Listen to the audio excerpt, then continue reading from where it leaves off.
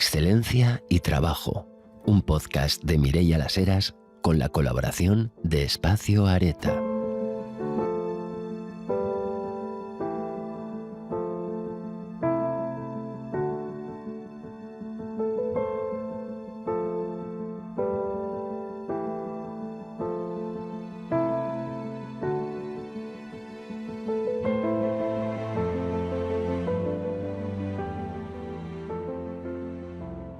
Muy bien, pues estamos aquí con Antti Pitkänen, nacido en Barcelona, ¿no?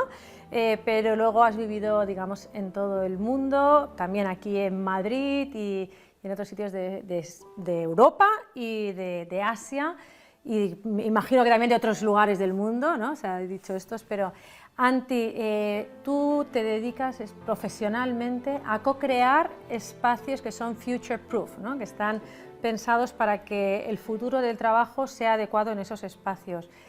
Cuéntanos un poquito qué significa eso de co-crear y luego ya nos metemos en las características del future proof. Pues muchísimas gracias por la invitación también, para empezar. Encantado de estar aquí en Madrid contigo. El tema de future proof, la verdad, para nosotros empezó al cambio que hemos tenido durante los últimos años. Lo que vimos es que la profesión de transformación de entornos de trabajo se está guiando más y más hacia el futuro. Y también la turbulencia que hemos tenido dentro del mercado en que trabajamos ha sido increíble, porque al mismo tiempo estamos buscando nuevas maneras de trabajar, estamos dando diferente significado a la cultura y las culturas organizativas donde trabajamos. Estamos viendo que cómo lideramos las organizaciones está cambiando, tanto las tecnologías, tanto como los entornos de trabajo y también cómo medimos el mismo trabajo. Y lo que vimos que en un mundo donde tantas cosas están cambiando, tenemos que crear espacios, entornos de trabajo que sirven a nuestros clientes y a los usuarios finales, que sigan cambiando en el futuro también. No podemos hacer proyectos, sino intentar que sean procesos de transformación que sigan después que partes del proyecto hayan terminado. Cuéntanos qué características te parece que va a tener el trabajo en los próximos, no sé, 3, 5, 7 años, por decir algo, no un futuro de nuestros bisnietos, sino un futuro que vamos a tener muy breve, ¿no? Esa es la gran pregunta y cada vez más el futuro es más imprescindible, es más difícil de entender hacia dónde va a ir. Pero lo que vemos también es la importancia en intentar crear diferentes escenarios en qué dirección puede ir, qué es lo posible, qué son los siguientes pasos que veamos que pueden suceder, también los pasos que no deberíamos tomar y que no queremos hacer en un futuro, pero también hacia qué dirección lo queremos llevar. Y esto ha sido como una parte de reflexión interna dentro de nuestro equipo, es que cómo podemos aprovechar nuevas herramientas para entender mejor la dirección en que vamos conjuntamente a tomar dentro de la organización o el mercado en general. Pero hay cosas que vemos ahí. La digitalización ya los últimos 10 años ha tenido mucho que ver. Los procesos se están digitalizando y se están haciendo más eficaces. La velocidad de ese cambio va a velocidad a luz ahora mismo. Y solamente lo que hemos visto en la inteligencia artificial, el impacto que está teniendo en las tareas diarias, ya está cambiando totalmente la manera en que trabajamos. ¿Y qué va a ser en un par de semanas, un par de meses, un par de años? Es difícil. Pero la digitalización, la inteligencia, tener mucho más puntos de información para hacer las decisiones correctas va a tener un papel muy importante. También en temas de sostenibilidad, es algo que nos une a todo el mundo. Tenemos los mismos retos de calentamiento global, los precios de la energía, que tiene mucho que ver con los entornos de trabajo y los inmuebles en general, el real estate, que tiene un coste mayor. Entonces, digitalización, sostenibilidad, también el tema de que tenemos que buscar nuevas maneras de ser creativos, de trabajar conjuntamente con disciplinas que son muy distintas a la nuestra. Y yo creo que eso nos va a llevar hacia un mundo bastante interesante. Y luego también el significado de la creatividad, cómo podemos sistematizar muchos de los procesos, tareas diarias, y nos deja espacio para crear nuevas cosas. Yo creo que hay algo muy interesante pasando ahora mismo. Sí, ¿no? Yo creo que realmente el futuro también pinta muchas posibilidades enormemente, digamos, ilusionantes, por lo que dices, ¿no? Que nos va a permitir tener energías, tener recursos que ahora le dedicábamos a tareas que tenían que ser realizadas por un humano, de alguna manera, y que ahora van a poder ser realizadas de otros modos. En cualquier caso, cuando tú hablas del futuro de los espacios de trabajo y demás, hablas de co-crearlos, ¿no? Co-crearlos quién con quién, ¿no? La persona con las máquinas, las personas de distintas disciplinas entre ellas. ¿Quién tiene que participar en esa co-creación de los nuevos espacios de trabajo? Siempre decimos que el proceso de transformación de estos entornos de trabajo tiene que ser co-creado, pero también tiene que ser colaborativo. Y en el tema de co-creación, muchas veces trabajamos tanto con los empleados como la alta dirección. Tenemos que establecer la dirección en qué vamos a llevar a cabo, qué tipo de maneras de medir ese impacto que queremos crear. También tenemos que crear, y cuando específicamente con las empresas con quien nosotros trabajamos, que son muchas veces de alta tecnología, de proyectos muy complejas, de equipos muy grandes, de procesos que van cambiando todo el rato, tiene una parte co-creativa muy importante de entender las necesidades específicas de esos equipos. Y ahí hemos tenido la oportunidad de trabajar con los mejores expertos en diferentes disciplinas y la verdad es que para nosotros es una gran oportunidad de aprender de ellos. Pero esa parte de co-crear, de entender los problemas reales que existen detrás de su trabajo, qué es lo que quieren lograr, con quién lo quieren lograr, es una parte muy importante de poder desarrollar esas soluciones que les ayuda al día a día.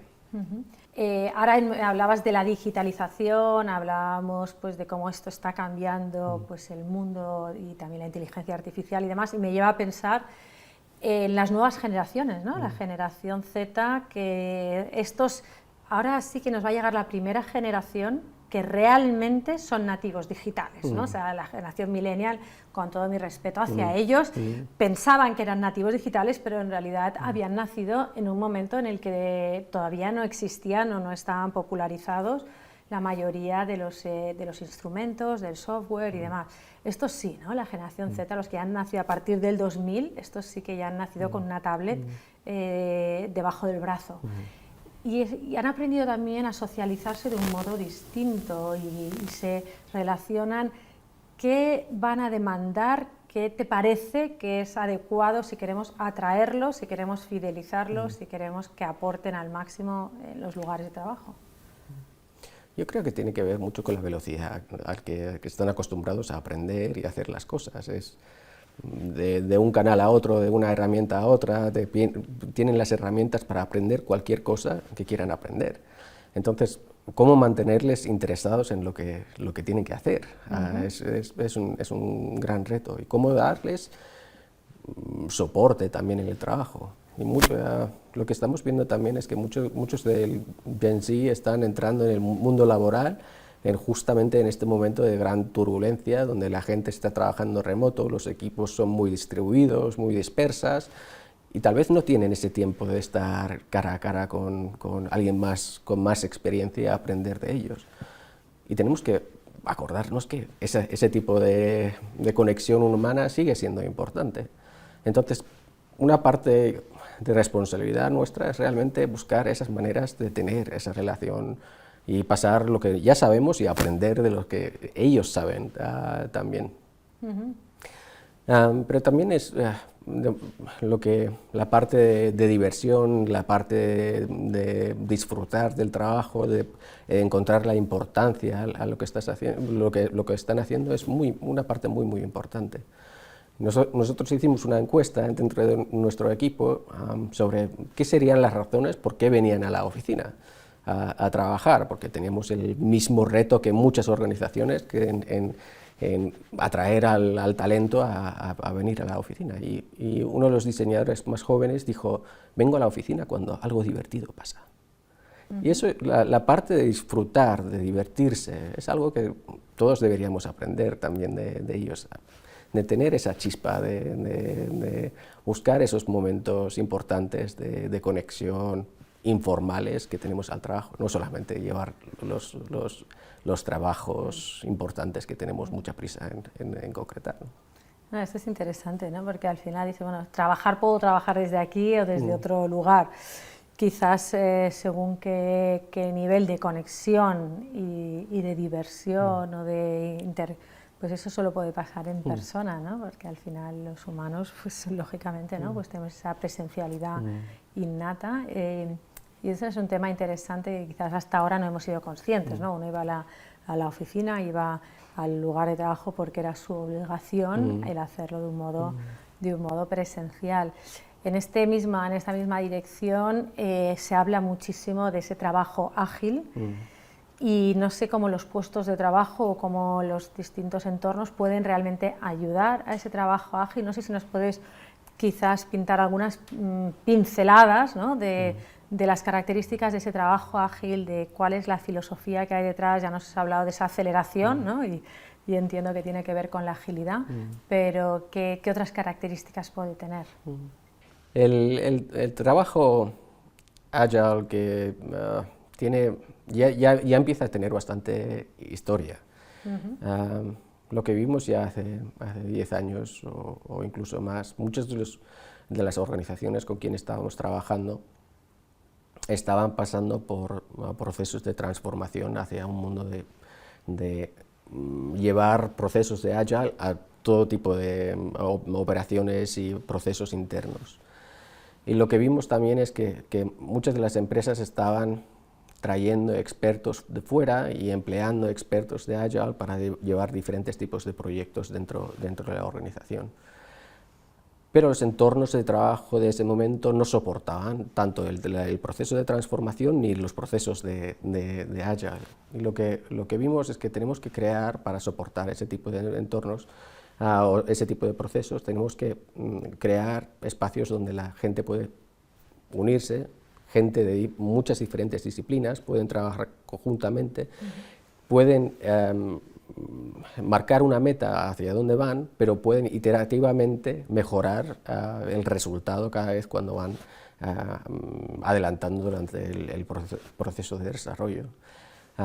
Otra parte que vemos es justamente esta parte de iteración y experimentación, traer los resultados a la vista de los otros para recoger feedback, para entender qué tipo de nuevos pensamientos puede traer y hacer proyectos piloto para aprender aún más.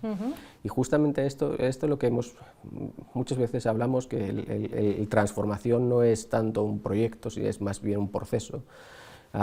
Y para nosotros es muy importante de aprender de los clientes, tanto como que enseñar las maneras que nosotros tenemos y conocimientos de cómo llevar estos procesos de transformación de entornos de trabajo en relación a la cultura, a las maneras de trabajar, en adaptar las nuevas tecnologías, en adaptar los entornos físicos donde trabajamos.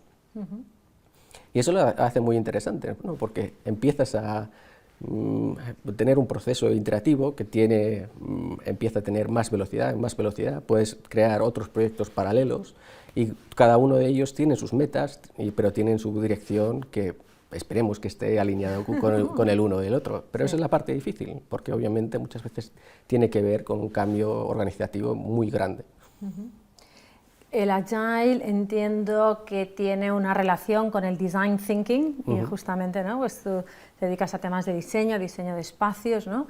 ¿Qué podemos aprender de esa mentalidad del diseñador, ¿no? Que es esa mentalidad del design, ¿no? Pues en cualquiera de los trabajos que tenemos, pues porque ahora se habla mucho de aplicar el Design Thinking y de hecho se hace mucho a distintas disciplinas. ¿Qué hay en esa filosofía del Design Thinking que podamos exportar a otros tipos de trabajo?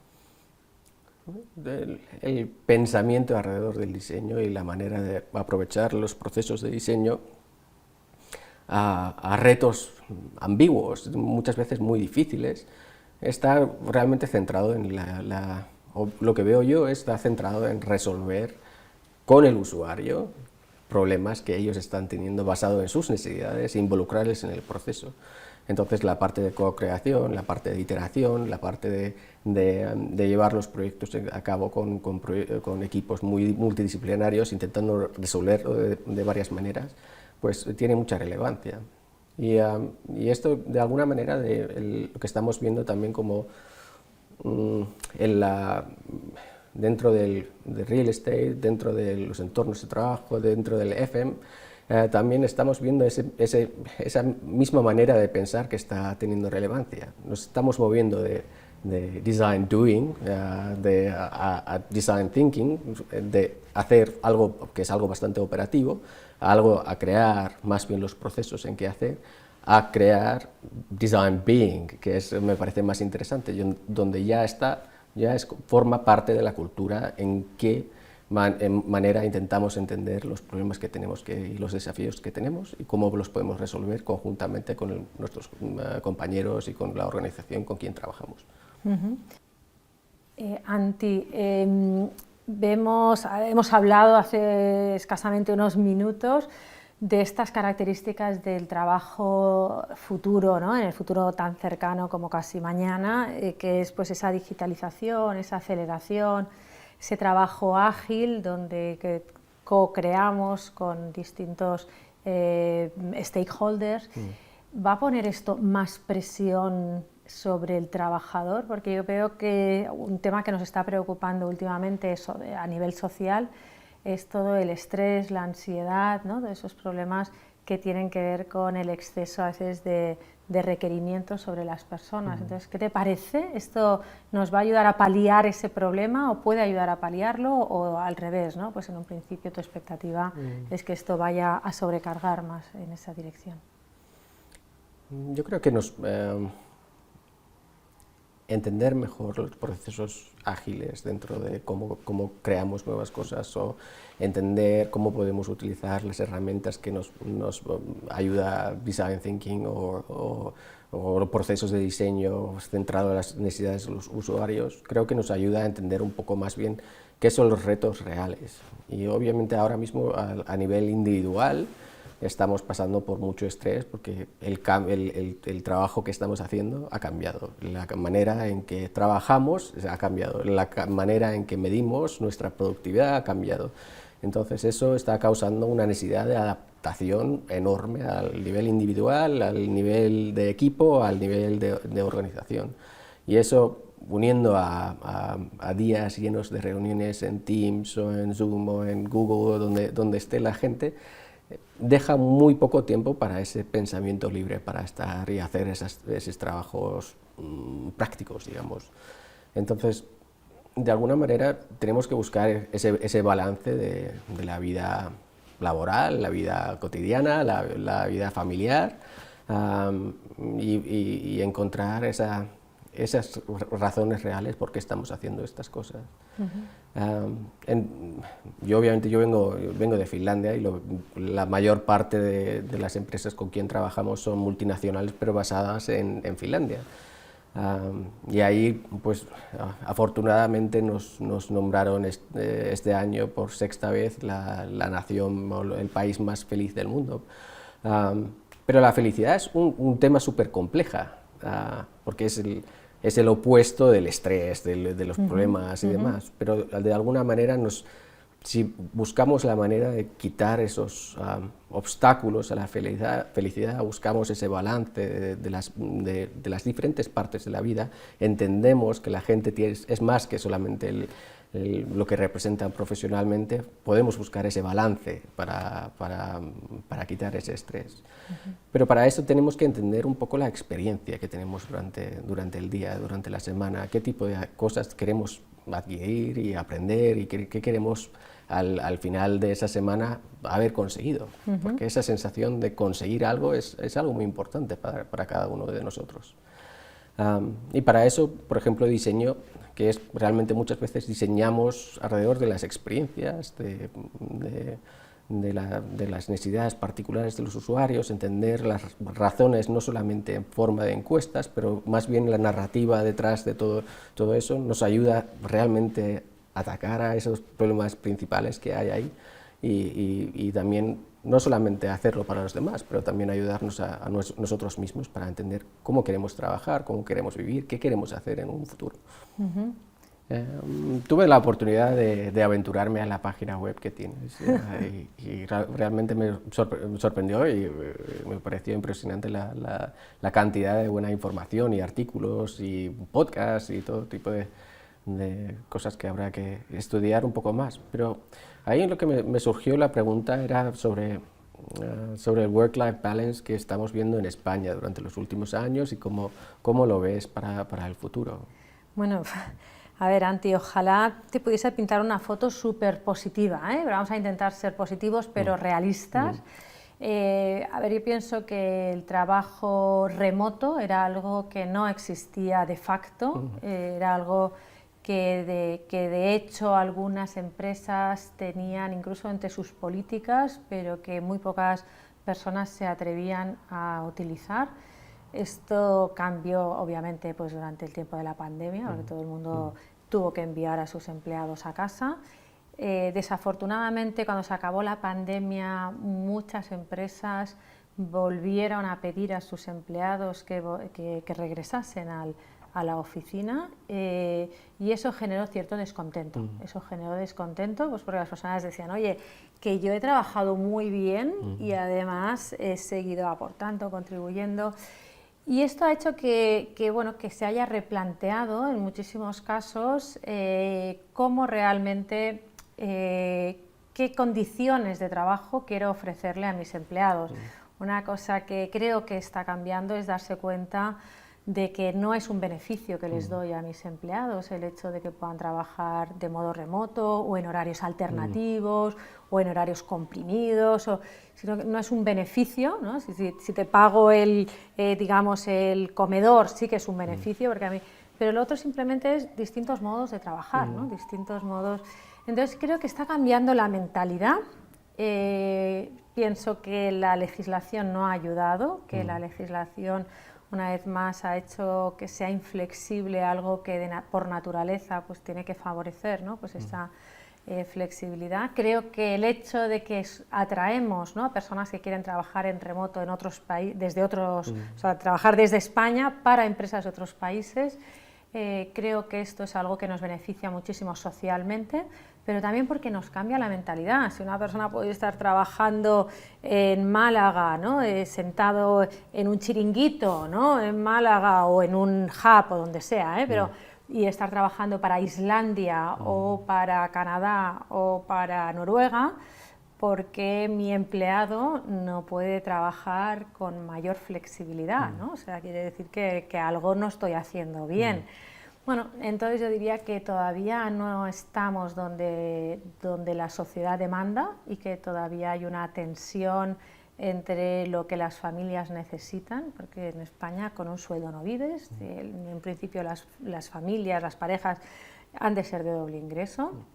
Por otra parte, sí que también está cambiando la mentalidad de esa corresponsabilidad, es decir, algo que en los países nórdicos os puede sonar como decir, bueno, ¿cómo todavía estáis en esto? ¿no? O sea, ¿cómo que el hombre tiene que aportar al cuidado de los hijos o al cuidado de los padres o al cuidado del hogar? ¿no? Porque es algo que en los países nórdicos quizás hay una mentalidad más asentada desde hace mucho tiempo. En España yo creo que ahora sí que podemos decir, ¿no? pues que hay un deseo social también por parte de los hombres de ser más partícipes de la vida escolar de sus hijos, de la vida deportiva, del cuidado de los padres. Entonces, bueno, yo creo que hay muchas cosas que están cambiando en positivo, sin embargo, que todavía nos queda mucho camino por recorrer, ¿no? O sea, que todavía...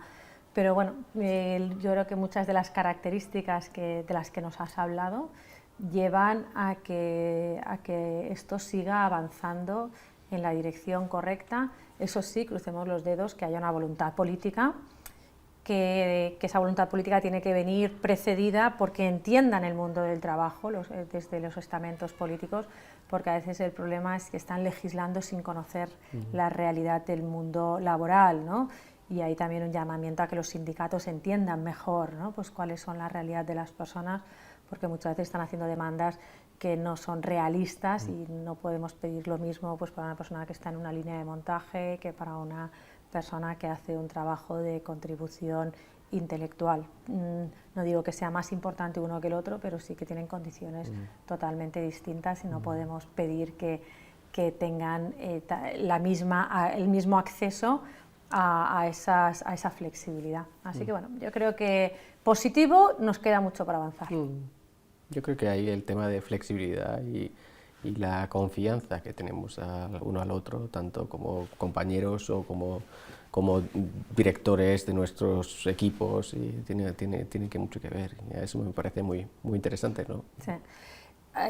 Has tocado ahí un punto clave, ¿no? Y es la confianza. Tengo que fiarme de mis personas. ¿Y cuándo me podré fiar de las personas, de mis empleados? Cuando yo a la vez pues sea muy responsable, ¿no? O sea, al final el líder pues pone las condiciones pues con su ejemplo, con su manera de tratar a las personas.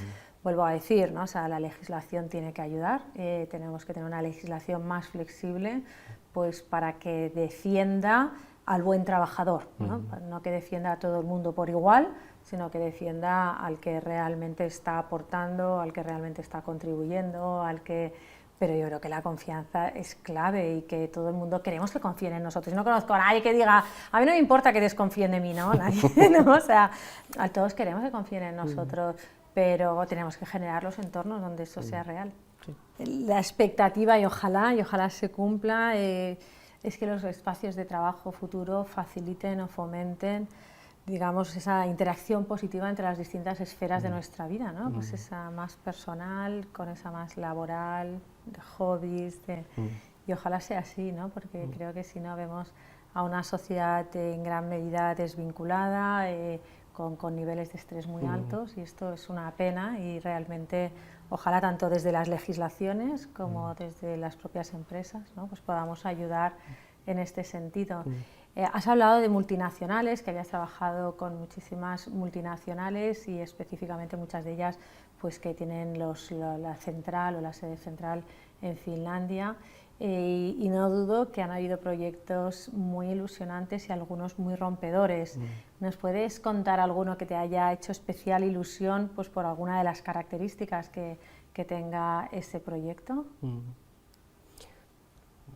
Yo creo que cada uno de los proyectos que llevamos a cabo tiene sus puntos, sus desafíos, y tiene sus éxitos también, y yo creo que el punto común de esos proyectos es cuando lo hemos creado conjuntamente. No es la consultoría nuestra o de los demás que viene a decir a otros cómo tendrían que hacer las cosas, sino lo desarrollamos conjuntamente, aprendemos qué funciona, qué funciona, e intentamos vincularlo en esa dirección.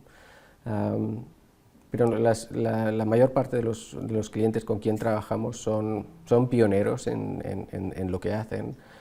Trabajan muchas veces con alta tecnología, emplean los mejores expertos en medición medioambiental o creación de networks 5G o 6G o crean sistemas criogénicos que utilizan en ordenadores de quantum computing, y son cosas que ya nos hemos perdido, escuchad.